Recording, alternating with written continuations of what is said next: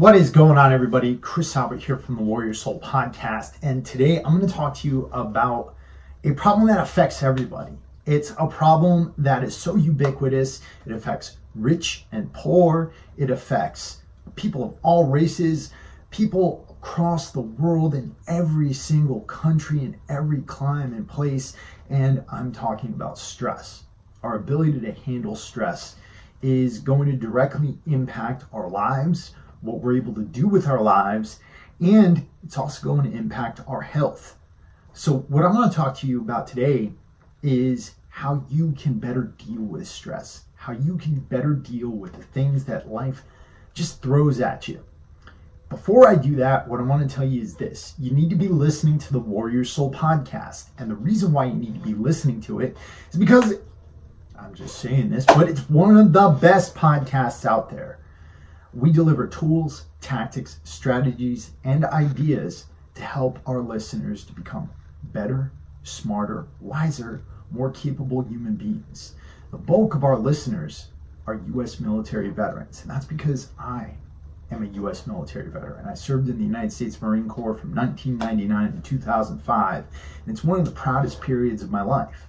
But I've been looking out at what's been happening in the U.S. military veteran community over the past decade and a half, and rather than complain about it, rather than talk about it, what I've tried to do is create a solution that empowers veterans to take charge of their lives. And if you're not a veteran, well, stick around, because obviously anything we talk about, particularly as it's related to stress, will also apply to you.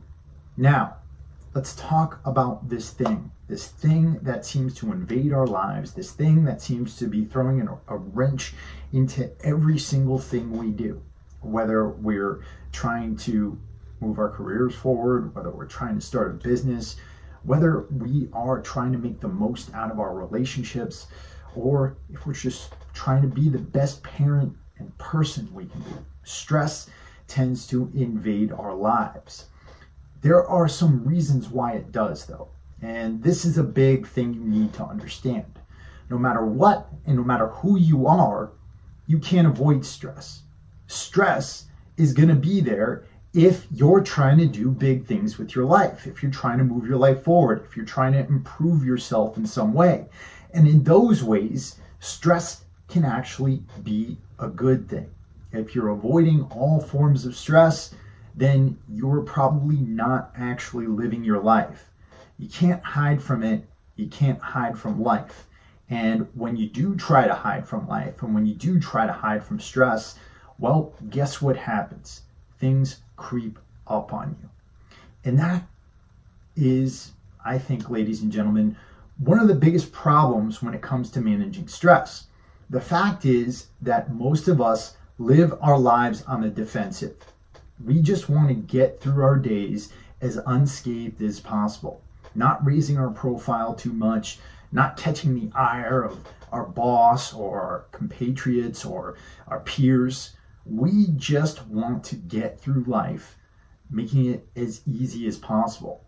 And when we do that, what tends to happen is the world acts like the world. You see, the world, since the dawn of time, has been testing living things, putting obstacles in front of them, throwing predators at them, throwing harsh environments at them, testing them for their ability to survive. And you're no different. And the thing is this: if you live your life in an entirely defensive fashion, what's going to happen is inevitably something's going to creep up on you. Those problems that you weren't thinking about, that thing that you weren't thinking about, that's going to become a major issue. Maybe it was a bill you left unpaid. Maybe it was something you missed at work, right? Those act like time bombs, and they just come up on us. So one of the things you need to do right off the bat to manage stress is to structure your attention.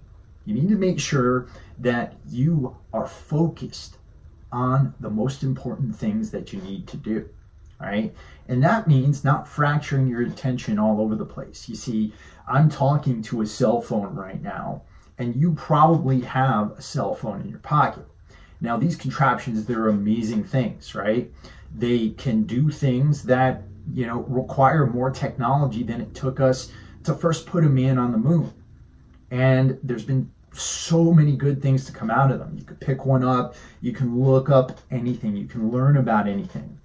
But the problem is that they've pretty much invaded our lives. Every time you're picking up your phone, every time you're trying to do something on the internet, an alert comes up, right? It could be a text, it could be an email, it could be a social media notification, it could be a news headline. Whatever it is, it's fracturing your attention from your day. It's keeping you from being present. So one of the things that I've done with my day in my mornings is I keep my phone off and on airplane mode, off or on airplane mode, all the way up until noontime. That means I'm not getting alerts, I'm not getting texts, I'm not getting emails, and I actually schedule time into my schedule for when I'm actually going to respond to texts and respond to emails, and maybe even a little bit of time to take a look at social media, since I'm in business and I need to use social media to promote myself, right? The key is not to allow these things to invade every single aspect of your life and not to be looking at them all day long. You get these dopamine hits just from the notifications, and the social media platforms, they know this. Facebook was built so that you get addicted to having that little red bill up there, right? So stop fracturing your attention and choose the time when you're going to interact with technology. Don't allow technology to choose when it's going to interact with you, because it'll interact with you all the time. The next thing is this. In addition to focusing, you need to make sure that you're structuring your day. You need to make sure you're planning ahead. And what that takes is a little bit of mindfulness. You need to be present enough to say, okay, I'm going to look at my calendar and I'm going to look at my day tomorrow and I'm going to plan my day out, right? And you need to sit there and you need to say, okay, guess what? Well, that might go a little bit over, so I might need to schedule a buffer in there. Or this is something I really need to focus on, so I'm going to make sure that I make a note to really focus on that, right? You need to plan ahead, because if you're planning your day as you go, one of the things that happens is, well, you're in the trenches, you're in the throes of passion. Emotion can guide you toward a bunch of different things, and guess what can happen? You're spending time on something and you get so emotional about it that you completely neglect everything else you were supposed to do. Create a schedule for yourself and stick to it. That goes for your fitness, your eating times, everything. And I know that people hate going by schedules. I know that they think it's like super constricting, but the thing is this, there's freedom in a schedule. If you have not taken the time to sit down and look at what you're supposed to be doing and structure your day, you are basically a prisoner to your own whims and your own emotions. The next thing is this, making sure that you are taking care of yourself. A big reason why we get stress, and this is going to sound absolutely crazy, but it's because of what's going on in our digestive systems. In this country, in America alone, we have a giant problem with acid reflux. Something like 40% of people experience acid reflux and GERD. And the typical solutions to this are things like antacids and proton pump inhibitors. And the thing about it is this, GERD and acid reflux are actually a signifier that you're not producing enough stomach acid. You see, what happens when you're not producing enough stomach acid and you put something in your stomach, your body needs to try to divert more resources to producing more stomach acid so that it can handle the nutrition that you're putting into your stomach. And when that happens, that's when acid starts gurgling up into your esophagus. That's when you get heartburn. That's when you get what my mom used to call agita, and it makes you really uncomfortable. But beyond that, your stomach's just holding that, right? That's where that food gets broken down. If that food passes through the duodenum and into your small intestine, well, in the intestinal tract, that's where nutrients get absorbed. And the thing is, it's not just a tube that runs all the way to your butt. about 75% of your immune system is there. I've talked about this over and over again on this channel. And it's directly connected to your brain via something called the vagus nerve. So what essentially happens there is, one, if you're damaging that gut lining with undigested food particles, if you are also not producing enough stomach acid and you are digesting bacteria, harmful bacteria that can get into your gut, well, there's a whole host of things that can start to happen. Allergies, autoimmunity, IBS, IBD, a whole host of really bad things. Now, beyond that, remember, your brain and your gut are connected. They say you have two brains, one up here and one in your gut. So that's why when you get nervous, you get butterflies. And if there's a whole lot of inflammation in your gut, if there's a whole lot of damage, if there's a whole lot of bad bacterial overgrowth, well, then guess what happens? You start to get nervous. You start to get lots of anxiety. So you need to make sure a couple of things. Number one, you are chewing your food. You need to make sure you're chewing your food until it's liquid. Number two, you need to make sure that you're not doing anything to ruin that acidity in your gut. If you're taking Tums, if you're taking proton pump inhibitors, that can ruin the acidity in your gut, and that can lead to a whole lot of bad bacterial overgrowth. If you're experiencing GERD, try this. Try adding about 30 drops of digested bitters to a glass of water. Digestive bitters help with ensuring that there's an acidic environment in your stomach that can help you to break down food more easily before it gets into your intestinal tract, okay? And then beyond that, you might want to be taking digestive enzymes to help you to break down the proteins, carbs, and fats that you're eating. In addition to all that, you probably want to be taking a probiotic bacteria. If you are on a proton pump inhibitor, or if you are taking antacids regularly, I actually don't recommend taking prebiotic fiber.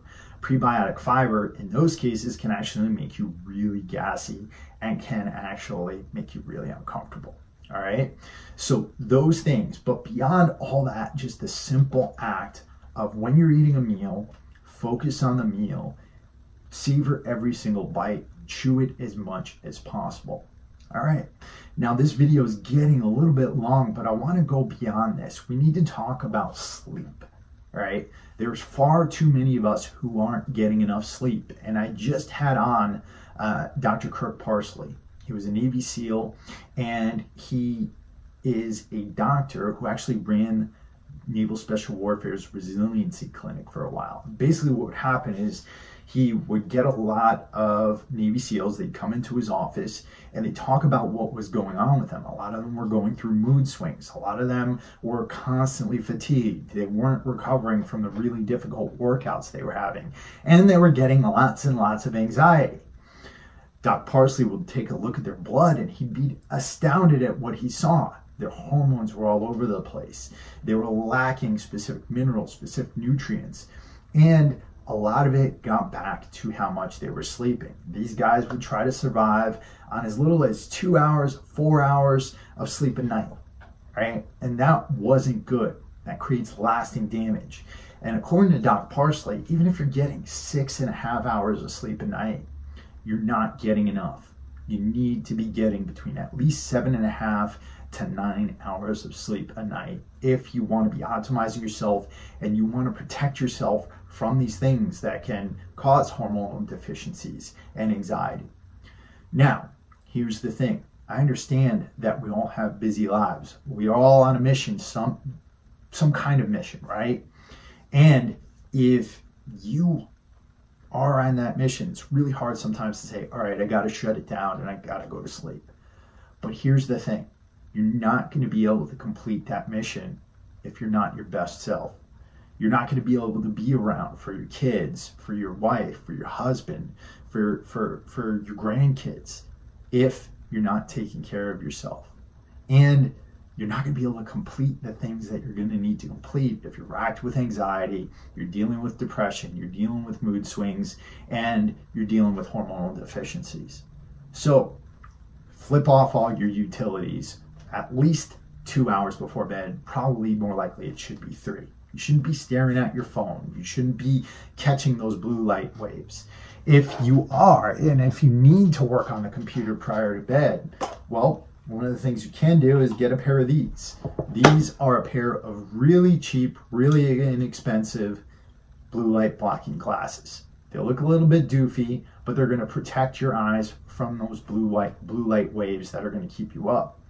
Make sure that you are also getting the nutrients you need. Nutrients like magnesium, right? Magnesium is going to help you to relax. It's responsible for over 300 reactions around your body. Getting about 400 to 500 milligrams of magnesium just prior to bed can really help you. Stay away from other things like Ambien or other sleep aids. Even if you're using cannabis, which I consider to be healthy, it can be a sleep aid that's just going to be a crutch, and it can keep you from producing a lot of the things that are going to actually help you to get restorative sleep. Now, this video is now 16 minutes, so I'm going to end it here. That was a lot of information to cover, and here's the thing, guys. I know that there's probably something that I'm not covering that I should be. So if you have any questions, if you want to hear about anything else, put it in the comments below. I'm happy to address that in a future video. And again, please check out the Warrior Soul podcast. For those of you watching this episode, a really good place to go. You can check out our episode with Dr. Kirk Parsley. You could also check out our episode with Craig Ballantyne. Craig Ballantyne, he wrote a book on dealing with anxiety called Unstoppable. It's a great book that you should check out, but definitely check out those episodes. And if you like those episodes and you like this channel, please make sure you subscribe here and you subscribe to us over on iTunes. Please write us a review on iTunes. And again, we'll be back at you soon with some more awesome content later on this week. We got a huge show coming up with Bas Rutten. I've got other shows coming up with Donnie O'Malley. Just released an amazing show with Vincent Rocco Vargas from the FX TV series Mayans MC. Talk to you guys soon.